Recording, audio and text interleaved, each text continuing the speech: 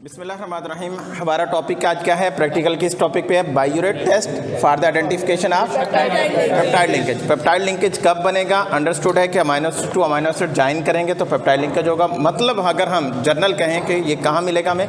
Protein में। तो protein किसी भी अननोन सॉल्यूशन में प्रोटीन की प्रेजेंस चेक करनी है, एब्सेंस चेक करनी है, तो हम क्या करेंगे? बायोरेट टेस्ट करेंगे। तो हमें क्या पता चल जाएगा? इसका मतलब इसमें प्रोटीन मौजूद है। फॉर एग्जांपल हम कहते हैं कि हमारे पास कुछ सॉल्यूशन है, फॉर एग्जांपल हमारे पास मिल्क है, ये हमारे पास मिल्क है, हम इसमें देखना चाहते हैं। हमारे पास एग है, हम एग में देखना चाहते हैं। योगर्ट में देखना चाहते हैं हमारे पास मिल्क, उसमें प्रोटीन मौजूद है या नहीं। तो हम क्या टेस्ट करेंगे? बायोरेट टेक्निक करेंगे। अब इसके लिए रिएजेंट कौन कौन से होंगे? रिएजेंट एक होता है कॉपर सल्फेट होगा। कॉपर सल्फेट कितना होना चाहिए? 0.5% होना चाहिए। और 0. दूसरा रीजेंट कौन सा होना चाहिए? Sodium hydroxide, 10%। वो 10%।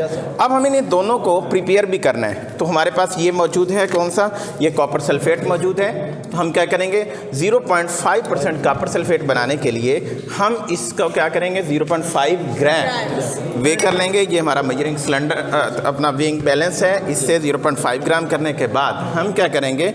इसको एक बीकर में ले लेंगे, एक फ्लास्क में ले लेंगे। अब हमने क्या किया? इसको क्या करेंगे? 100 ml अप टू 100 ml तक हम इसमें वाटर ऐड करेंगे और उसको मिक्स कर देंगे। तो ये इस वक्त हमारा सॉल्यूशन बन जाएगा कॉपर सल्फेट का। दूसरा हमें रीजेंट क्या चाहिए? 10% सोडियम हाइड्रोक्साइड। 10% सोडियम हाइड्रोक्साइड के लिए हमें जितने परसेंट बनाना होता है तो उतने हमने ग्राम लेने हैं। तो हमारे पास पाउडर फॉर्म में सोडियम हाइड्रोक्साइड मौजूद है।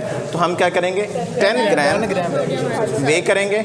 उसके बाद 90 ml डिस्टिल्ड वाटर में हम क्या करेंगे? इसको मिक्स करेंगे। मिक्स करने के बाद टोटल वॉल्यूम हम 100 करके ये हमारा % सॉल्यूशन बन जाएगा। अब दोनों रीजेंट हमारे पास इस वक्त सोडियम कॉपर सल्फेट और सोडियम हाइड्रोक्साइड दोनों हमने इसको प्रिपेयर कर लिया है। अब हमारा प्रोसीजर स्टार्ट होगा। प्रोसीजर क्या है? प्रोसीजर में 2 टेस्ट ट्यूब लेनी है। एक टेस्ट ट्यूब हम ब्लैंक के लिए चेक करेंगे, दूसरी टेस्ट ट्यूब को हम फॉर टेस्ट के लिए जिस सॉल्यूशन को हम चेक करना चाहते हैं कि इसमें प्रोटीन है या नहीं है। अब हम कहते हैं कि दोनों टेस्ट ट्यूब में हमने पहले क्या लेना है कि जो टेस्ट वाली टेस्ट ट्यूब जो टी है मार्क कर लें। हमारी ये टी है और ये हमारा बी है। हम टी वाली टेस्ट ट्यूब के अंदर क्या लेंगे? अपना सॉल्यूशन जिसमें हम चेक करना चाहते हैं प्रोटीन सॉल्यूशन। अब हमारे पास ये मेजरिंग ड्रॉपर है। हमने 2 ml क्या लेना है? अननोन सॉल्यूशन लेना है। अब 2 ml हमारा ये अननोन सॉल्यूशन हमने ले लिया।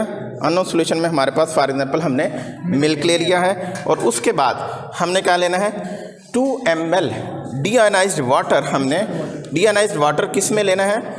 ये ब्लैंक वाले में हमने डीआयोनाइज्ड वाटर लेंगे। ये हमारा 2 ml हमने डीआयोनाइज्ड वाटर ले लिया।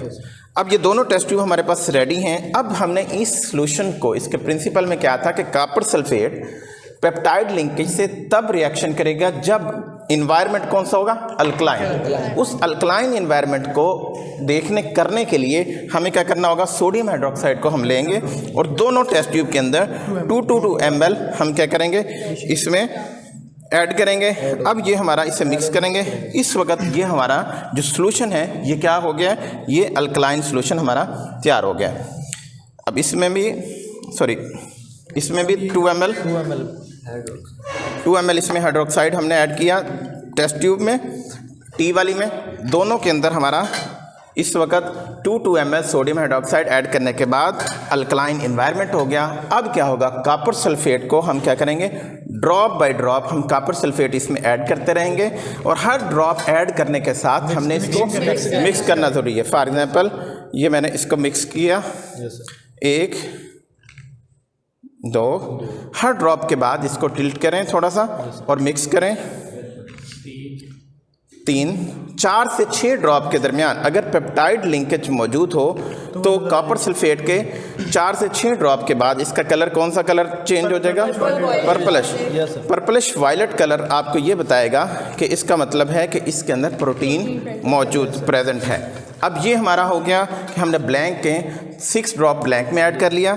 इसके बाद हमने ऐड करना है किसमें? जिसमें हमने अननोन सॉल्यूशन में हम क्या चेक करना चाहते हैं? प्रोटीन चेक करना, पेप्टाइड लिंकेजेस चेक करना चाहते हैं। तो ये हमने एक मिल्क का सॉल्यूशन लिया था, हमने इसमें 1 ड्रॉप इसको मिक्स किया, सेकंड ड्रॉप इसको फिर मिक्स किया, third drop mix, fourth drop, 5 drop and 6 drop. अब ये देख सकते हैं कि आपका ये कलर क्या है, कलर कौन सा कलर आ गया? Purple, purplish colour. Purple to violet colour जो है आपका इस चीज़ की इंडिकेशन करता है कि इस सॉल्यूशन के अंदर प्रोटीन मौजूद है। ये आपका क्वालिटेटिव मेथड है। क्वालिटेटिव और क्वांटिटेटिव आइडेंटिफिकेशन मेथड्स में पहले भी बताया था, दोबारा ये बताया, आइडेंटिफिकेशन में फ़र्क क्या होता है। क्वालिटेटिव में हमने किसी भी सब्सटेंस की प्रेजेंस और एब्सेंस, यस और नो, ये बताना होता है। तो अब हमने सिर्फ इसको बताया कि this solution have proteins, this solution have the peptide linkages. अब हम सिर्फ इसको बता सकते हैं कि है कितने परसेंट है, कितना है क्वांटिटी है। ये क्वांटिटेटिव मेथड होता है जिसमें हम एक क्वांटिटी बताएंगे कि इतनी क्वांटिटी मौजूद है। It's a qualitative method. ये हमारा ब्लैंक था। ब्लैंक में क्योंकि प्रोटीन नहीं थी, डीआयोनाइज्ड वाटर था, पेप्टाइड लिंकेज नहीं था, तो इसको हर सूरत ही क्या होना चाहिए?